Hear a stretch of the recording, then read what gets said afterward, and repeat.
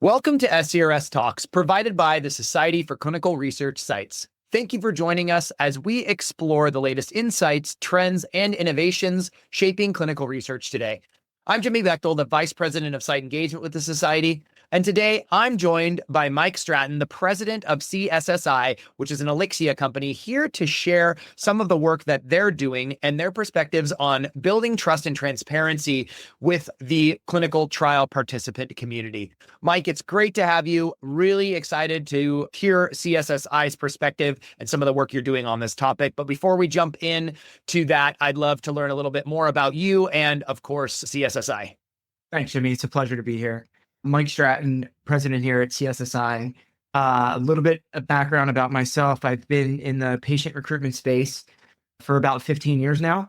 And that experience spans from startup patient recruitment companies back in 2011, 2012, through some public acquisitions and bolt-ons at one of the major CROs, transitioned into an IRO, an integrated research organization in the decentralized space, spent some time over a SaaS product in the patient engagement CRM world, which is really relevant to what we're talking about today, and ultimately led me here to the leadership position at CSSI. A little bit about CSSI. We are a full service patient recruitment solution or partner. We focus on full funnel responsibility and engagement from a patient perspective and really help orchestrate that patient journey from start to finish. Some of the differentiators that CSSI specializes in the last 20 years is really optimizing and engaging with patients through that middle part of the funnel process. You know, most patient recruitment providers direct to patient acquisition at the top of the funnel and hand those patients off and burden the sites, where we really come in and harmonize the processes, our team of local enrollment specialists that really build a relationship and nurture that relationship with patients in the middle of the funnel, while providing some site augmentation support and alleviating that burden on sites to ensure that patients aren't falling through the cracks and their experience is a positive one. And then lastly, we can get involved through retention and take that patient the last mile. That seems to be, a major milestone and hurdle for us to jump over as an industry as well. That's excellent, Mike. Excited to talk about this. I know you all are uniquely positioned to share, to use the word again, a unique perspective on trial participant transparency and building trust. And that's really what we're here to talk about today. So I'd like to start us off with hearing from you maybe some of the best practices for ensuring clear and effective communication with participants throughout the trial. We know how important this is. We talk about it a lot, and not everyone does this really well. So I'd love to hear about some of the work, again, that CSSI is doing in this space. I think it starts with empathy and accessibility, right? The importance of building a nurturing relationship with your patient community or participant community with patient-centric language that resonates with them, and avoid super technical medical jargon. I think it's important to use multiple communication channels in that process: email, phone, text, in person, and really meet the participants where they are. And then making sure that we're effectively communicating where they're taking the trial. How do we provide them regular updates of how the trial is progressing and what major milestones are we meeting, and sharing with them in newsletters or frequent communications or even blasts or alerts that they're a part of something that's going to impact the world from a positive perspective with bringing life-changing therapies to market. And even if there's not any information to share, right? We have to share that there's no information, that there's no progress, and make sure that that relationship stays positively engaged so that we keep them on track, up to date, and involved from a mental state of what they're taking part in, to make sure that we continue to solve those gaps that we see continue to burden our industry from patient dropout and things like that.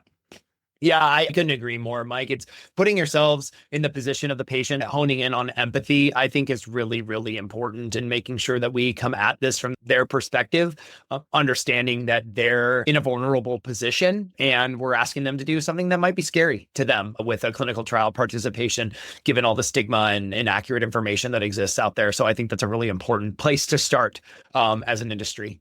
You're right. It can be scary, right? And I think, to touch on that, how do we provide clear expectations of what the trial process looks like? So even though we're communicating in patient-centric language and we're meeting them where they were from a communication perspective, are we being clear about what the process looks like, what the expectations are of them, what are the potential risks and benefits from the beginning of our relationship with them? And in order to do that, the space is leveraging all the amazing technology at our fingertips, right? There's mobile applications, there's patient portals, and it's getting easier for us to leverage that technology to do these things. It seems to be less and less of something that we pay attention to as an industry and something that we really double down and focus to. Like, how do we train ourselves to be active listeners to the participants and make sure that we're ensuring that they feel valued? It's the scariness, right, is removed from participating and providing feedback mechanisms at the end of it. So how do we ensure that we are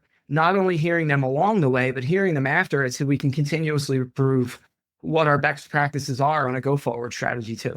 It's a great point, Mike. And it leads me to my next question, because we know that inclusion exclusion criteria becomes very scientific. It becomes very methodical. Sometimes, I would even venture to say most of the time, doesn't really factor into the reality of the patients that are facing these conditions, right? From a scientific standpoint, of course it does. But when we look at whether or not that's going to work for that patient and how it's going to preclude them from that clinical trial, we run into a lot of barriers in this space. So can you talk a little bit about how we as an industry and maybe CSSI's role in this optimize that inclusion and exclusion criteria while still ensuring that transparency with the trial participant?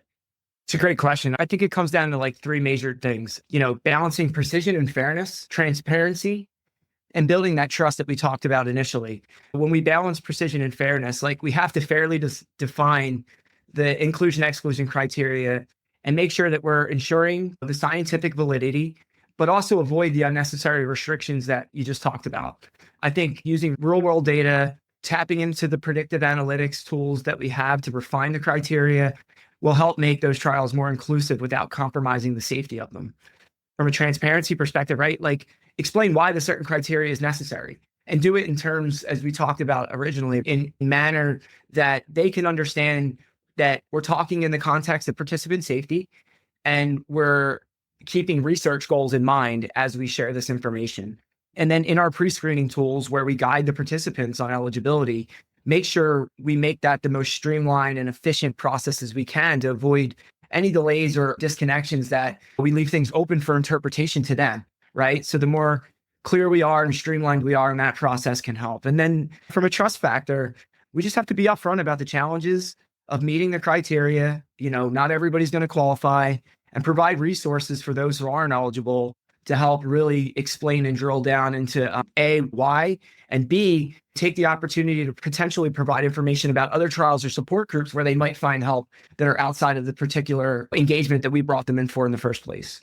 That's great, Mike. I couldn't agree more. It's, again, circling back to that same thing there. It's being attuned to the needs of the patients and listening to them, and stop doing this work in a silo and pretending that we're not, maybe I shouldn't go as far as say this, but it seems that it comes across this way. It's like pretending that we're not dealing with actual patients here, actual human beings, that we're trying to meld the science and the needs of that clinical trial with the needs and what's realistic for those patients is exactly how we get things forward. And when we separate those things too much, which we tend to do as an industry, we run into problems like mismatched inclusion criteria and trials that patients can't get into.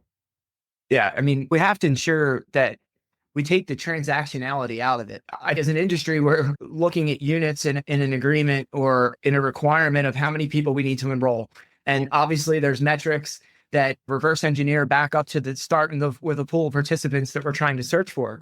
But if we nurture them and treat them like patients or participants and not transactional metrics that we need to meet a common goal, right?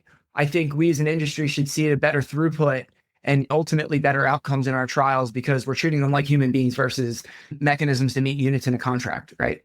Exactly, Mike. I couldn't agree more. That's the point that we're trying to make here, which is an excellent one and really important to the future of our clinical trials. So speaking to recruitment channels, what have had, as in your vision or what you've seen, have had the most impact on including minority or diverse patient populations in trials, and how have those different channels gone to accomplish building trust amongst those current and potential participants?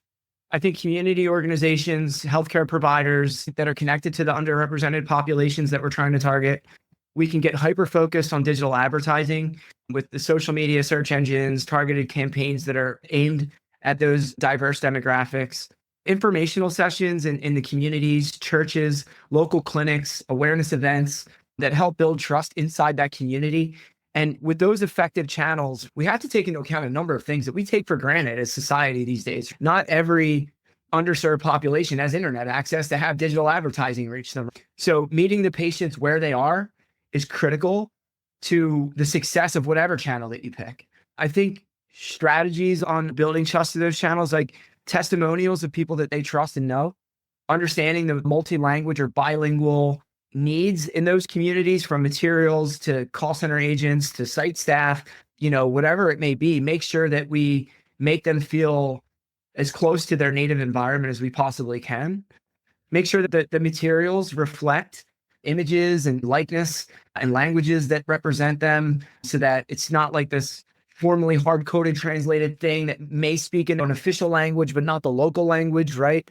And then measure the impact that those things are having to make sure that we're not going down a rabbit hole of a recruitment strategy that's going to, A, misrepresent them, B, put us behind from a recruitment perspective and a timeline perspective, and not really give them access to the success in a diversified trial. Great points, Mike. Several really, really great points there. And it's that representation that we know is so important in the clinical trial, speaking their language, helping them feel comfortable and not that they're another number in the cog, and just kind of we're turning them through what we're trying to do there. And you make a great point. It's hard for us to recognize in this remote world that we work in clinical trials that internet is a challenge. But like you said, for a lot of underserved populations in a lot of parts of the world, the internet is not a thing, and it really isn't something that they have access to readily, especially not readily enough to conduct even something as bandwidth intensive as a virtual visit. Maybe having in-home care is not the most viable option for them. We need to bring them somewhere else, but then in turn, they can't afford to take time off work or get away, right? There's 1,000 different things, and you mentioned some great examples, but it's meeting the patient where they are and trying to bring them that clinical trial is to your point, where we see a lot of hopefully success going forward. So, Mike, I want to begin to wrap us up here a little bit, but can you tell us how you and your colleagues utilize partnerships within patient advocacy groups, which we know are a strong avenue of community engagement, to build upon and bridge the gap between clinical research community and patient populations? And with that, how can that collaboration with those groups enhance that trust and transparency that we started our conversation with today? Yeah, they're so important in most things that we do, right? We look at advocacy groups as a bridge builder. How do we build a bridge between us and the community that we're trying to reach? In building those bridges, we help communicate to the patients how partnerships with advocacy groups really help us identify barriers to participation. And when we are understanding those barriers at such a granular level of a community like that, we get to create more custom tailored enrollment solutions that really help solve the challenges that we probably will not know from an arm's length transaction. Enhancing trust is the second part. So they are trusted intermediaries. They are viewed as a safe haven place for people to get vetted information from people that have either been through the situation that these potential participants are going through, but it really vouches and brings that integrity and benefits of clinical research and trials into the population that we're looking for. They can talk and collaborate with other people, that they can ask and be open with questions that they're going to get firsthand experience, advice, and information back. Co-creation of those strategies with them, right? How do we partner with them and not just listen to them and learn in that bridging scenario I gave, but also co-create a strategy with them to make sure that we're both involved.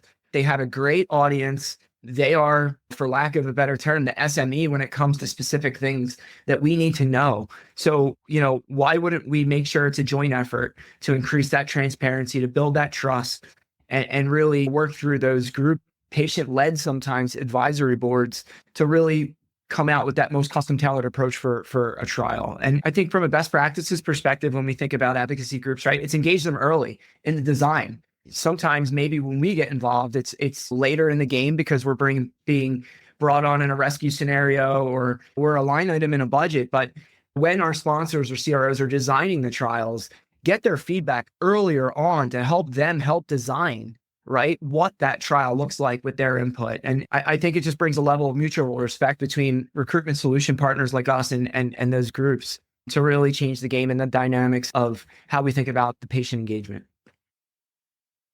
Thanks, Mike. Really good points. And, it's a perspective that we don't take as an industry all the time. At least I don't. And I would venture to guess, based on conversations I've had, that many of our colleagues don't, is, we look at patient advocacy groups and we talk about patient advocacy groups as a way to connect with those patients. But there's also another benefit that you called out that I want to highlight as well. And that is talking just to the patient advocacy group themselves. How can we better design our clinical trials, and how can we more effectively reach those patients, right? Using them as a partner in this relationship as opposed to a means to an end is what I'm trying to say, and what we're trying to do here. So I think that's a really, really important perspective, is that they can serve and help their constituency group in multiple ways, not only bringing clinical trials to them, but also helping us understand how we, again, can design clinical trials to meet those needs of those patient populations a little bit better.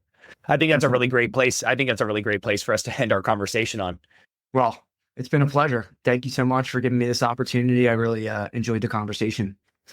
Yeah, I as well, Mike. Thank you so much. And thank you for your perspectives and the work that CSSI is doing in this space. It's all great stuff. And I hope that some of our listeners can come away with some new learnings and some new perspectives on what we're trying to do here to advance the work that needs to be done for current and potential clinical trial participants. I'd also like to add that for everyone listening, to make sure that they don't forget to explore other site-focused resources made available to the entire community on our website, myscrs.org. This includes our other publications and our summits made available throughout the year. Thanks again for listening and tuning in, and until next time.